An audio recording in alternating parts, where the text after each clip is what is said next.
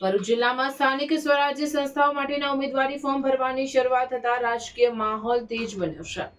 ગતરોજ 6 એપ્રિલથી ઉમેદવારી પત્રો ભરવાની પ્રક્રિયા સત્તાવાર રીતે શરૂ થઈ ગઈ છે. ભરૂચ જિલ્લા પંચાયત તેમજ 9 તાલુકા પંચાયત અને 4 નગરપાલિકાઓ માટે ચૂંટણી યોજાશે. ભરૂચ જિલ્લા પંચાયતની કુલ 34 બેઠકો, જિલ્લાની 4 નગરપાલિકાઓની 132 બેઠકો અને 9 તાલુકા પંચાયતોની 182 બેઠકો માટે ઉમેદવારોમાં પોતાના ઉમેદવારી પત્રો ભરવા માટેનું થનગનાટ જોવા મળી રહ્યો છે.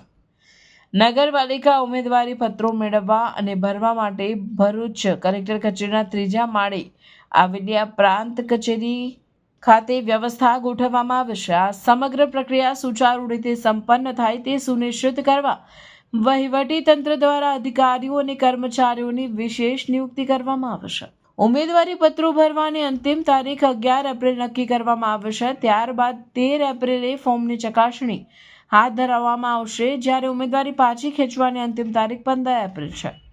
ભરૂચ જિલ્લામાં આમ આદમી પાર્ટીએ પોતાના ઉમેદવારોના નામ જાહેર કરી દીધા છે. જોકે ભાજપ અને કોંગ્રેસ સહિતના અન્ય પક્ષો દ્વારા હજુ ઉમેદવારોના નામોની જાહેરાત કરવામાં આવી નથી.